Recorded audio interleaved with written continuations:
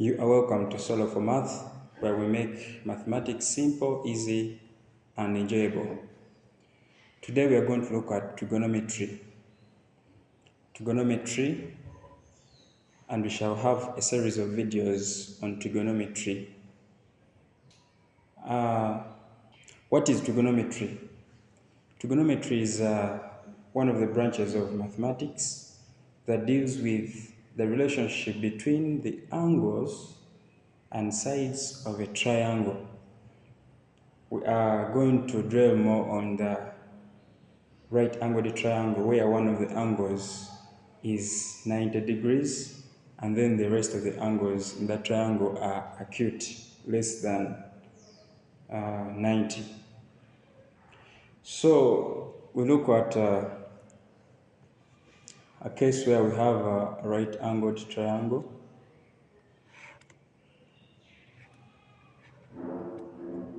An angle here as 90. This triangle has sides. We have this side, we have this side, we have this side.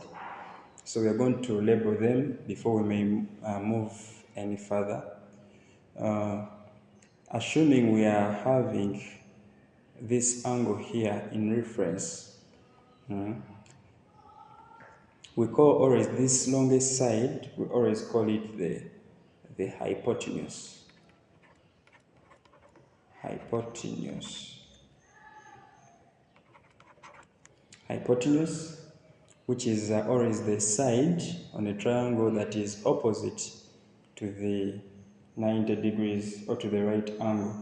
Then we have what we call the opposite side, depending on this angle in reference or in interest. If this is our angle in interest, then the side that is opposite to this angle, we call it the opposite side. Opposite side.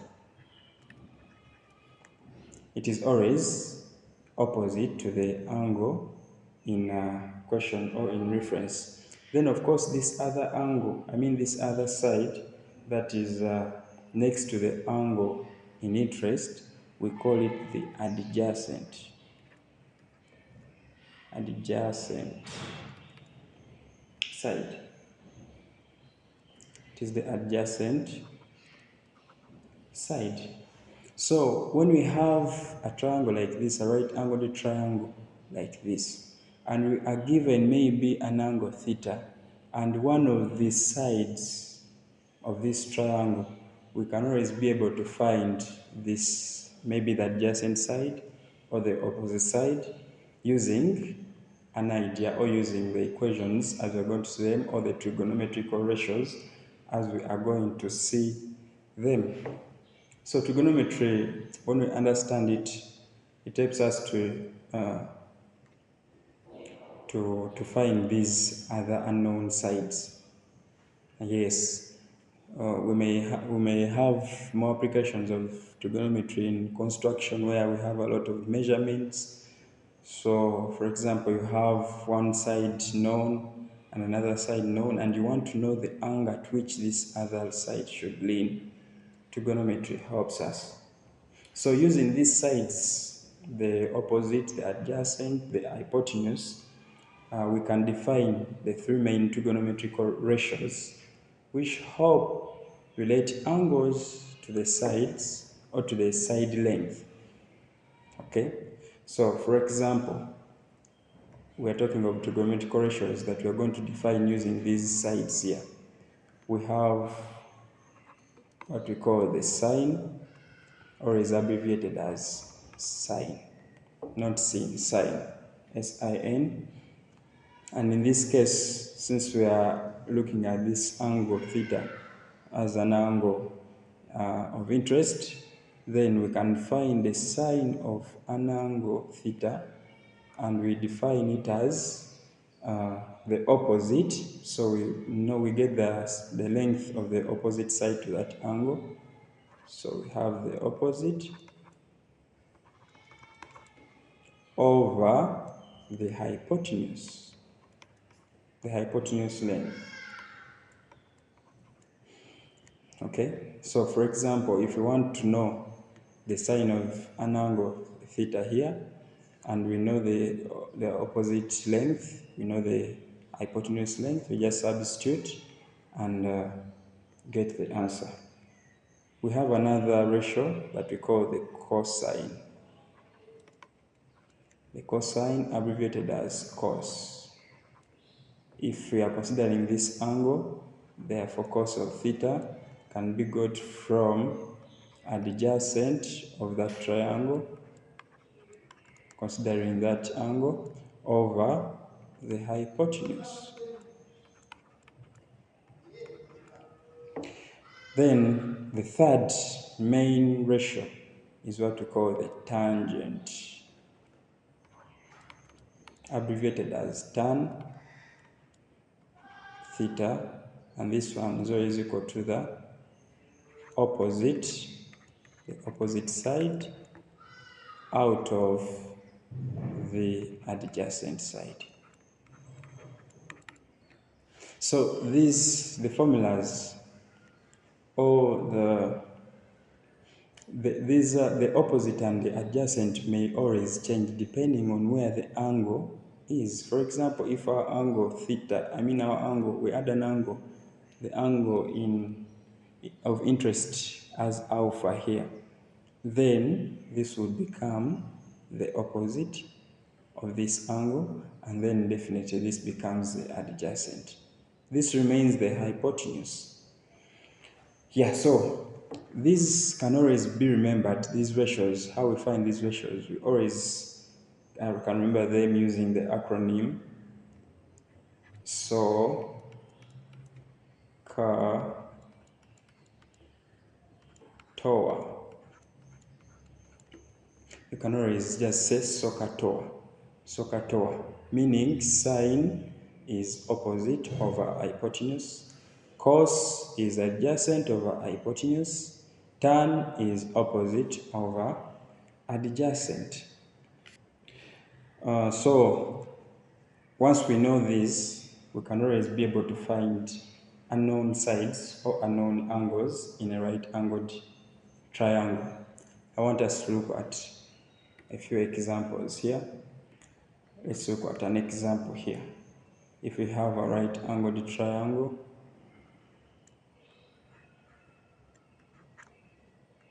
this is 90, and hypotenuse given as 10 centimeters, and we have this angle here as 30 degrees. How can we find the value of x? How can we find the value of y? Given only this angle and then the hypotenuse side. So here we apply the trigonometric ratios depending on what you want to find. You just compare and find. For example, if I want to find x, the angle is given. What other side is given? We are given the hypotenuse. So if I have the hypotenuse and I have this angle, and what I want to find is the opposite of the angle, which trigonometric ratio should I use? You remember, SOCATOA.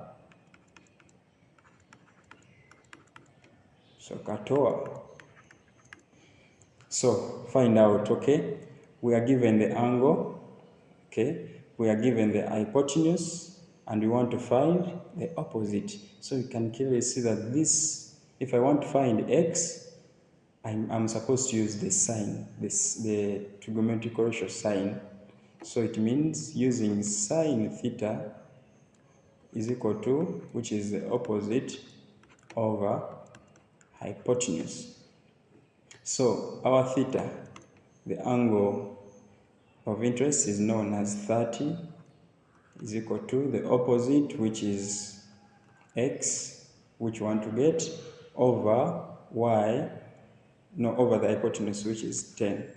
So it means that our sine, our 10 times sine 30 is equal to x. Therefore, x equals to 10 times, if you press on a calculator, the calculator has this function, sine. You can check sine 30. So just place sine, then 30, and press equal signs to give you 0.5. Later on, we are going to see how we can memorize some of these ratios, these ratios of certain angles. For example, sine 30, we should already know that it is 0.5 even without a calculator. So it means our x is equal to 5 centimeters. Now, if you want to find y, find out what is given. You want to find y, which is the adjacent of the angle. So it is either cos or tan. But what else is given? You are given the hypotenuse. So it means we choose cos. So it means cos of 30 is equal to the adjacent, which is y, which we want to find, over the hypotenuse, which is 10. So it means our y is equal to, if we cross multiply, we have 10 times cos 30.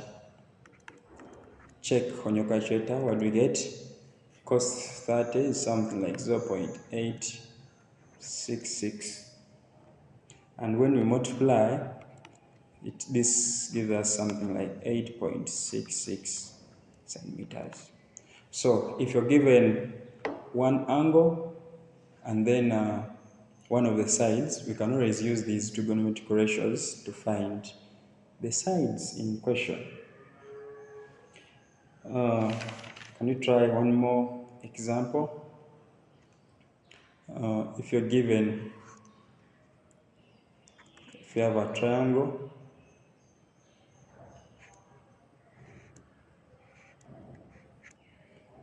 it's a right angle triangle,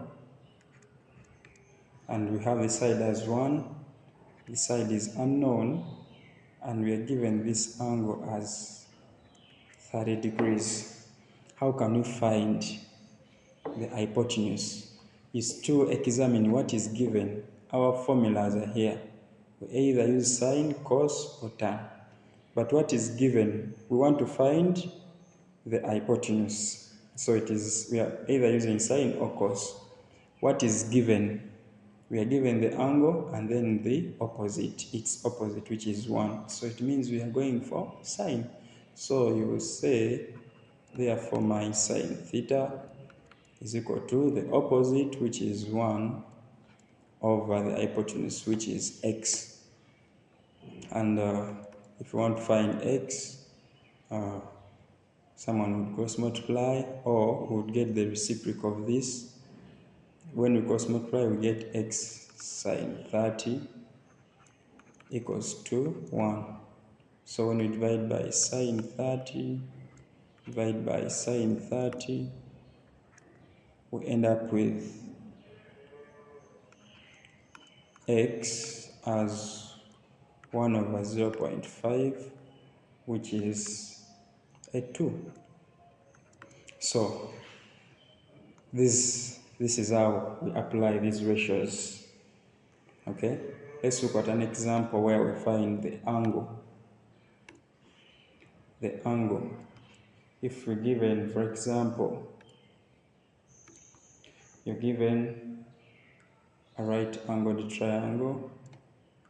Sorry about my diagrams. These are right angled triangles. These are straight lines. They should be straight. And we have this as theta, unknown. Maybe we also have alpha here. We have this as 8 and this as 6. Can we be able to find the values of these angles, the unknown angles, given these sides here? How? For example, let me start with this, then you try out for alpha. If I want to find theta, our formulas are either the sine, which is, so we have the car, we have the torr.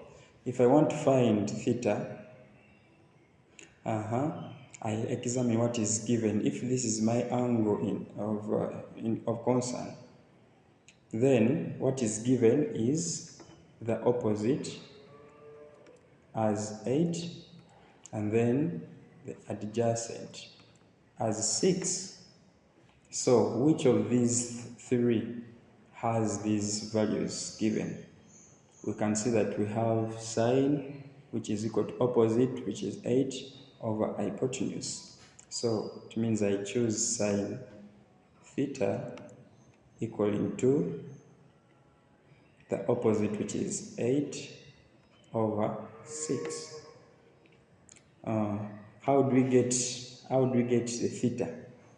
The theta, to get the angle out of these ratios, there is always what we call the inverse function.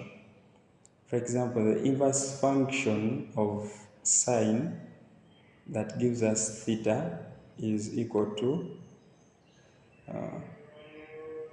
the sine inverse of what is on this side, which is 8 over 6.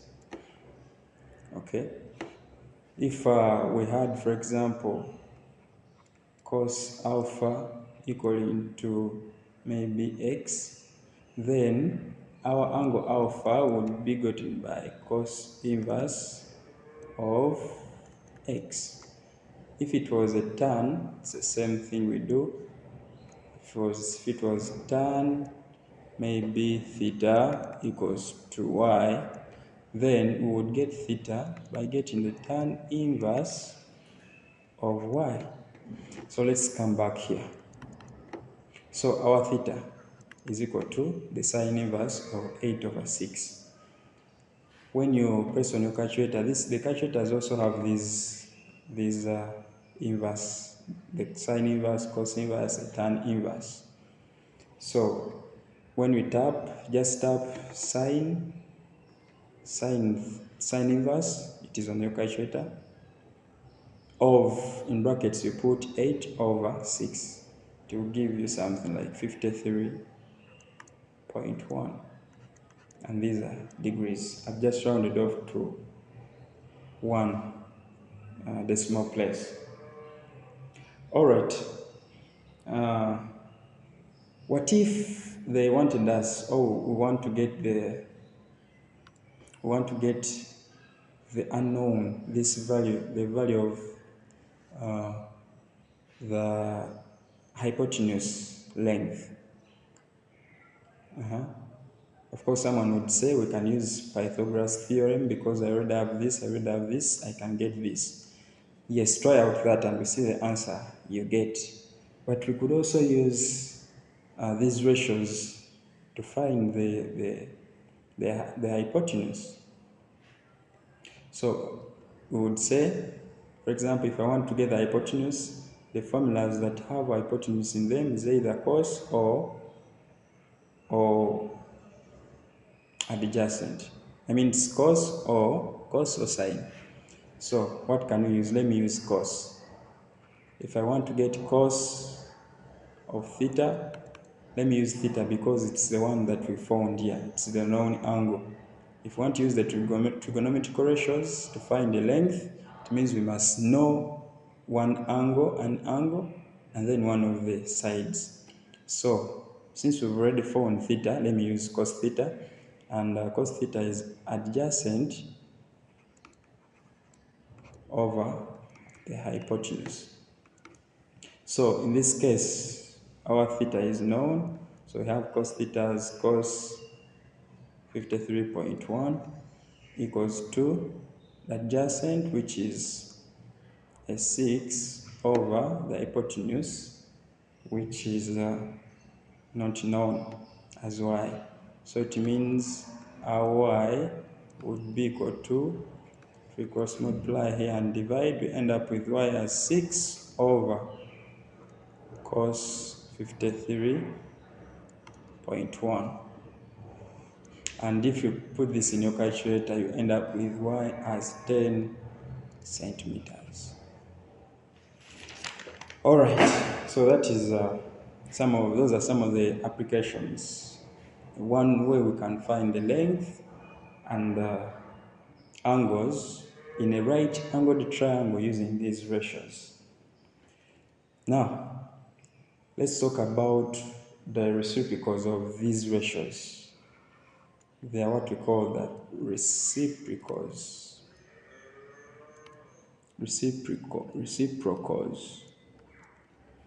of these ratios. The reciprocal of sine, I mean 1 over sine, maybe sine theta, has another name that we call the cosec of theta. So instead of writing 1 over sine theta, we write cosec theta to mean 1 over sine theta. So whenever you see cosec, just know it means 1 over sine theta. When we write 1 over cos theta, when we have this is always the same as sec theta. So instead of writing 1 over cos theta, we can just write sec theta. And lastly, we have 1 over tan. If we have 1 over tan theta, we can always write this as a cot theta. So cot theta means 1 over tan theta. We need to know these because we're going to work with them in different equations, in different expressions. So we need to know them. Sometimes we may need them to simplify certain expressions. Let us talk about what we call the quadrants in a unity circle. Quadrants in a unity circle. If we have a circle of radius 1 and we divide it into 4 equal parts, these are the ones we call the quadrants. If this line is maybe the x-axis, it's a vertical line, and then this is maybe the y-axis, we have divided the unit circle into 4 equal divisions. And these divisions, we call them the quadrants, if the center is there. This allows us to define the 3 ratios for all angles from 0 to 360, especially the angles that are beyond, if our theta is beyond 90. You realize that when the angle is less than 90, the answers we expect are all positive. Okay? But what happens if the angles are beyond 90? For example, if it is 180, if it is here we have 270, we have 360. What happens? So these ones helps us to know there are points or there are ranges where the trigonometric ratios are positive. There are ranges of the angles where the trigonometric ratios are negative. So this unit circle with the quadrants help us to identify that. So this is 90 degrees. All right. If we have an angle here,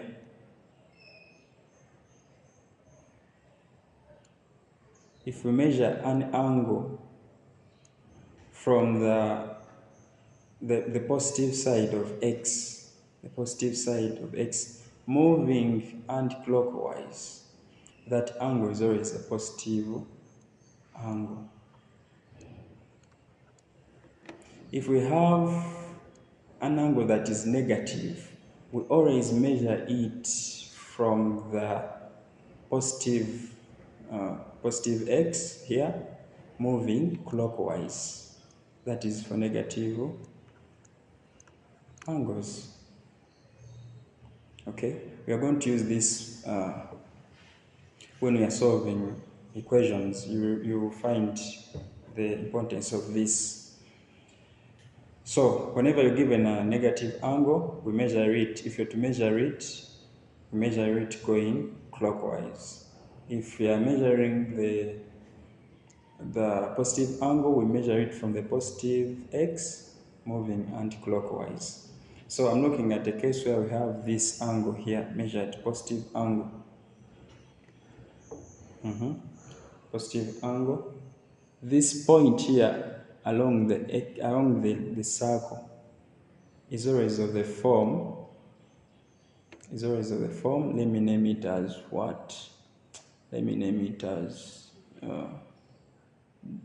point W. That point W is always of the form cos theta, sine theta. And how would we define the tangent? The tangent of theta is always equal to the sine theta over cos theta. So it means if we measure,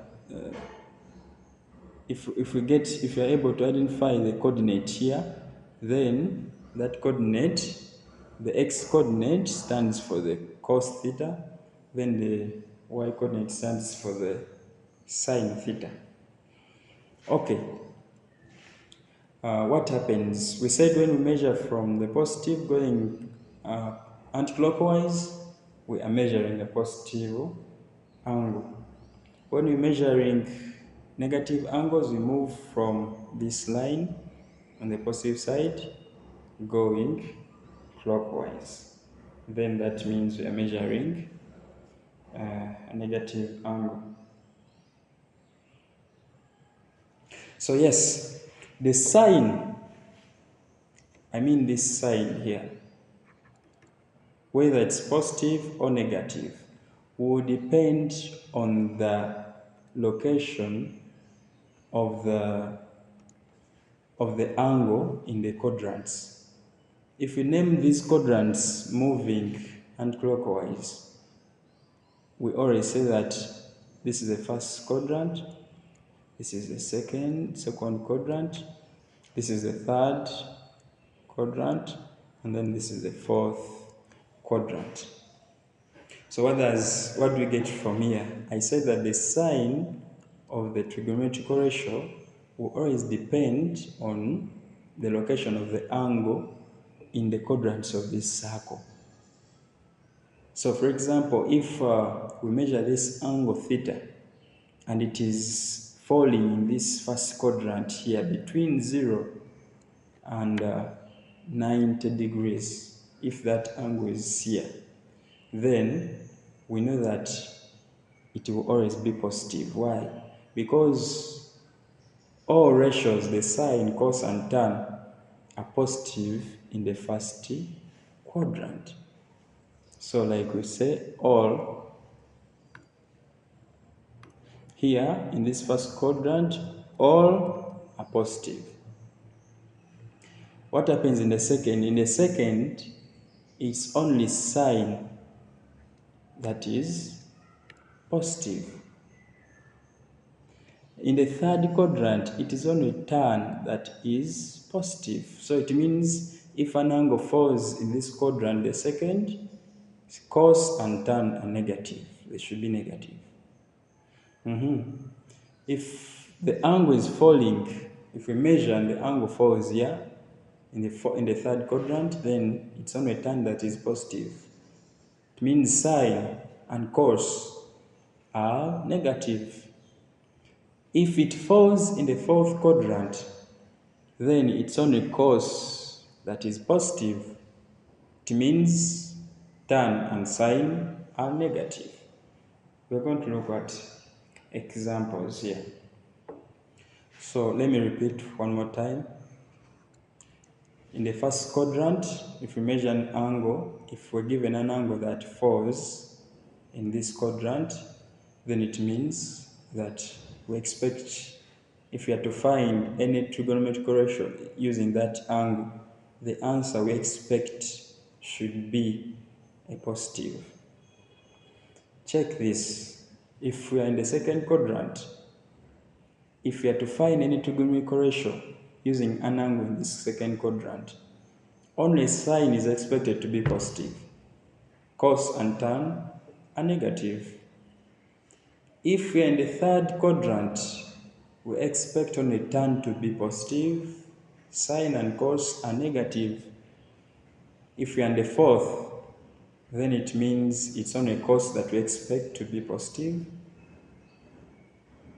Tan and sine should be negative. So there's always some statements we use to remember this. You can always use this maybe to remember if we are moving anticlockwise from the first quadrant, all students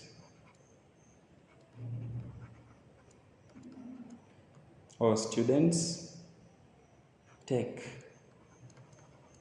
coffee. This can help us remember. We pick these first letters. So this means in the first quadrant, all stands for all the trigonometric ratios being positive. In the second quadrant, considering this first letter, it's only sine that is positive. In the third, it's only tan that is positive. In the fourth, it's only cos that is positive. So these first letters represent the positive ratios in a given quadrant. So let's have some examples here. They want us to find sine of that. This idea learned here helps us to know what we expect at the end. Do we expect a positive answer or a negative answer? So what do we expect? Sine 30, the angle given is positive. So it means if we have our quadrants, we are going to measure this angle from the positive side here on this horizontal line, moving and clockwise since it is positive. So we see our angle is in the first quadrant. So we expect that sine will be positive. We expect cos. If we are to find cos of the same angle, it should also be positive because we said in the first quadrant all the ratios are positive. Then tan should also be positive. Tan of that should also be positive in this quadrant here. Okay. What about, let's look at a case of cos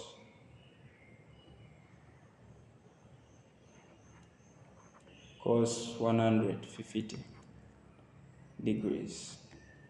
Do we expect this to be positive or negative? Let's check. If I draw my quadrants here, if this is a 0 mark, this is 90, it means my 150 should be in the third quadrant here. I mean the second quadrant, because this is 90. On 90, I add on a 60 to make the 150 degrees. So you see that the angle is falling in the second quadrant. What do we expect in the second quadrant? We expect only sine to be positive. So we expect this to be a negative answer. You can even check on the calculators. Try putting cos 150 degrees. It will give you a negative. All right. Let's check. What if we have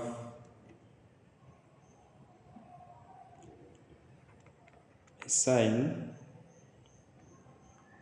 negative 45 degrees? Do you expect it to be negative or positive? What do you expect? Let us check. If this is our quadrants, these are our quadrants. This is 0, this is 90, this is 270, this is 180. So we said if you're given a negative angle, This is, for example, a negative angle, sine of negative 45. We measure an angle moving clockwise. So we measure an angle 45 moving clockwise. So this is representing the negative 45. So we see that our angle falls in the fourth quadrant. What do we expect? Do we expect a positive sign, a positive answer, or negative answer? According to the fourth quadrant, what did we say? We said that in the fourth quadrant, it's only cos that is positive. Therefore, sine is negative, so we expect a negative answer here. So that is how we interpret this, or that is, it helps us to anticipate somehow what we expect, the nature or the sign that we expect on our answer, but we're also going to use it to find, like when we are solving the trigonometrical equations, we shall use this to help us find more values of the unknown, as we shall see. All right.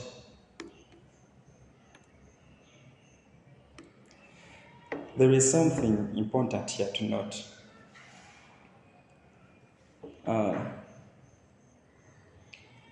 We can always express ratios of bigger angles as ratios of angles that are acute, or in terms of angles that are acute. This is what I mean. For example, if you're asked to express the following ratios of angles in terms of acute angles, in terms of acute angles. For example, if you're given sine 150 and you want to express this in terms of an acute angle, you see this angle is bigger. This angle is bigger than 90. Like we want to express this ratio in terms of an angle that is between 0 and 90. What do? We go back to our quadrants. We are going to use these most cases. So what we do, we always measure this angle.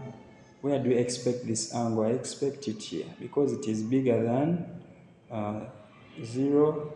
It goes beyond 90 and it is less than 180. 180 is here.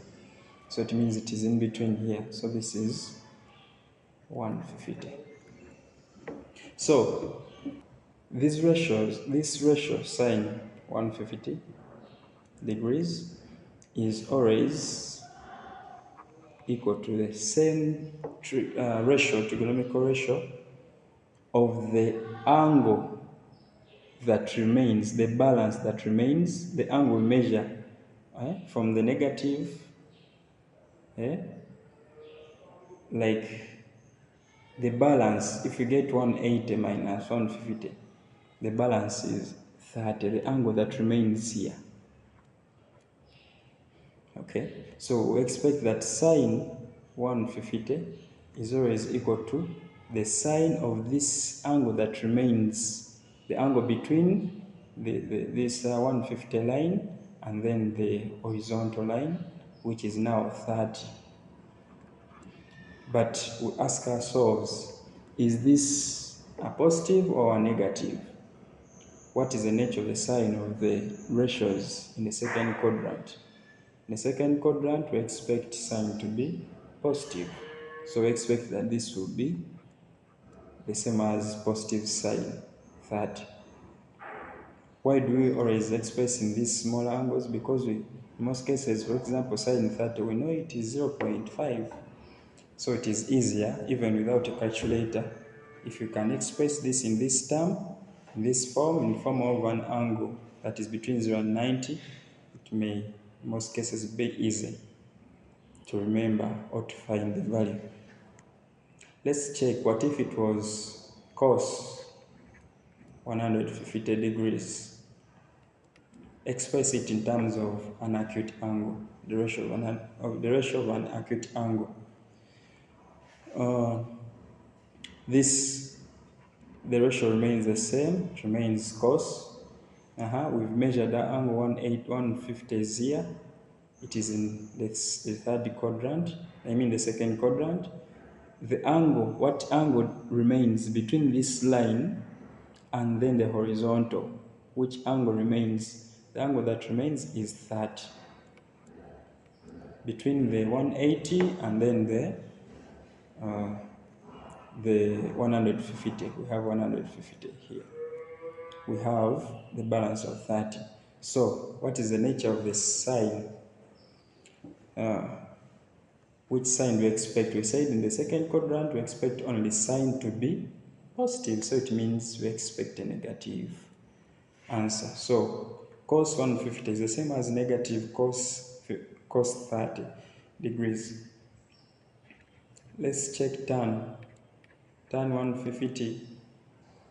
This one is equal to tan. What is the balance angle here between the 150 and 180? It is 30.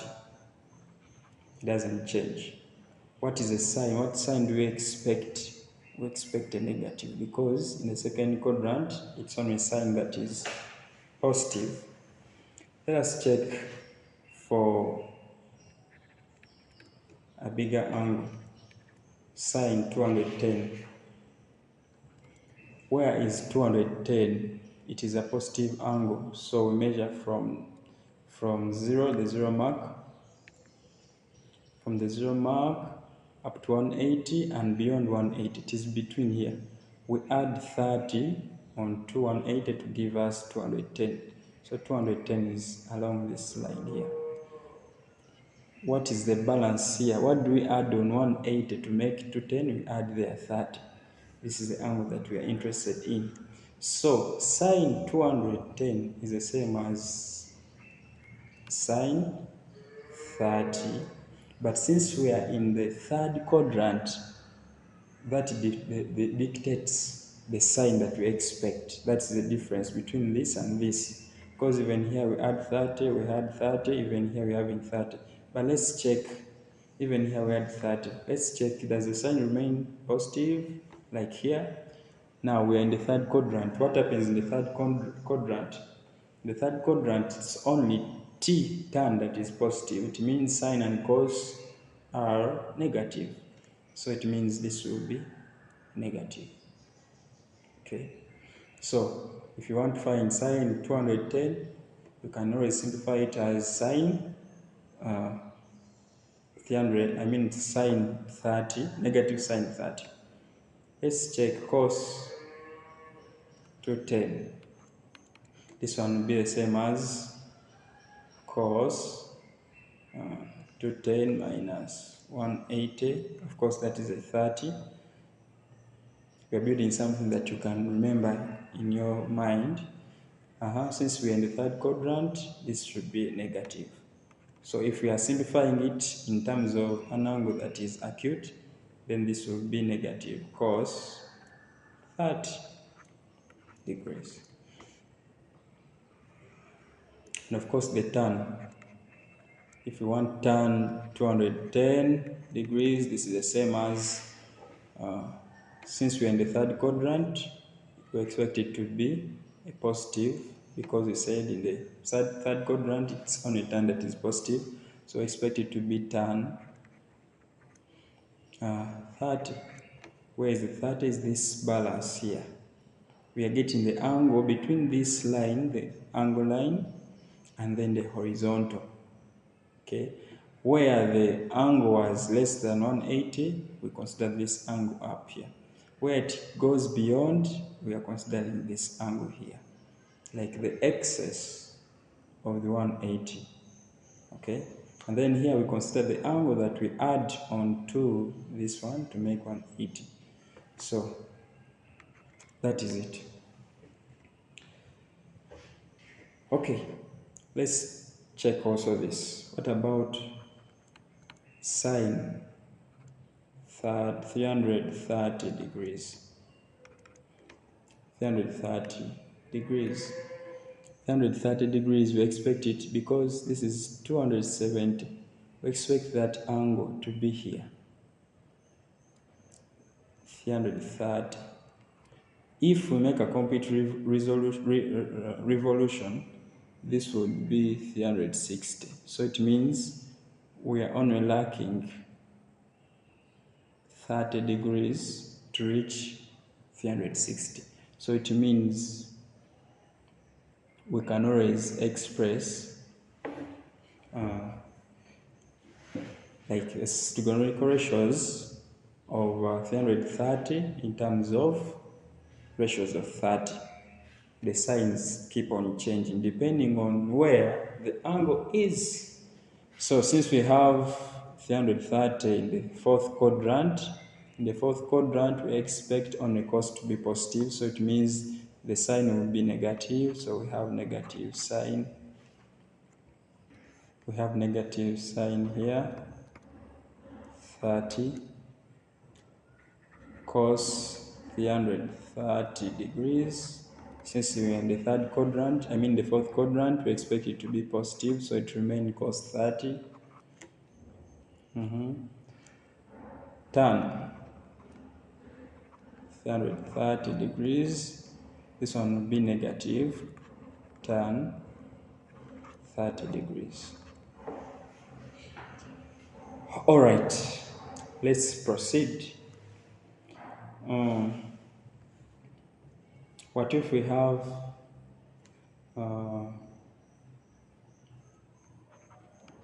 sine of negative 50 degrees? Which answer do we expect?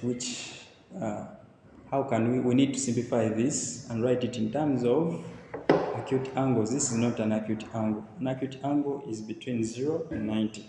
So how can we write this in terms of an acute angle? So we just find this angle, negative 50, using our quadrant. If this is 0, we said if an angle is negative, we measure it from the horizontal, from the positive side, going and clockwise. So our 50, we expect it to be here, 50 degrees. Of course, the negative shows the direction, so the angle is 50. So if we are to find sine, the sine of negative 50 in terms of an angle that is acute, we said find the angle that we have between the line, this line here, the line angle, and then the horizontal. Which angle do we have? We have a 50. So it means this will actually be the same as sine 50 degrees. But now, the difference is we need to know is it a negative or a positive? And that depends on the quadrant where we have the angle. So we have the angle in the fourth quadrant where it's only cos that is positive. So it means this will be negative. Okay, I hope it makes sense. Let's check if we have, what about if we want to get tan of negative 140? We do the same. Draw our quadrant. We measure this angle. Where do we expect it? We said we measure it going anti-clockwise. Clockwise. So it goes beyond. This will be 90. So it means it is between here. From 90, we add a 50. We add a 50 to make a 140. So 140 is here and clockwise. So we see that our angle is in the third, ends up in the third quadrant. So in the third quadrant, yes, what is the angle. We are interested in this smaller angle, which is acute, and it is always between the horizontal line and then the angle line. So this remaining angle here is 180 minus 140, which is 40 degrees. So it means that our tan negative 140 degrees is equal to tan what? Tan 40. What sine? What sine? Since we're in the third quadrant, where we say that the third quadrant, it's tan, only tan that is positive. So it means this remains a positive answer. So when we get tan of negative 140, it is the same as tan 40. Okay, so maybe we need to talk about the reciprocals. What if we wanted to get cot of negative 140? We want to relate this as a ratio of an acute angle. So you should know that the reciprocals take on the signs of the sine, either sine, a cos, or a tan. So since cot comes from tan, it means this takes on the sign of tan, and therefore this will be actually, since we have tan as the tan negative 140 as the same as tan 40, it means this is the same as cot 40 degrees. Okay, because this comes from tan, and tan we found out that in this quadrant was a positive, therefore cot is also positive. Let's look at one more example here. If we have to find sec of negative 172 in terms of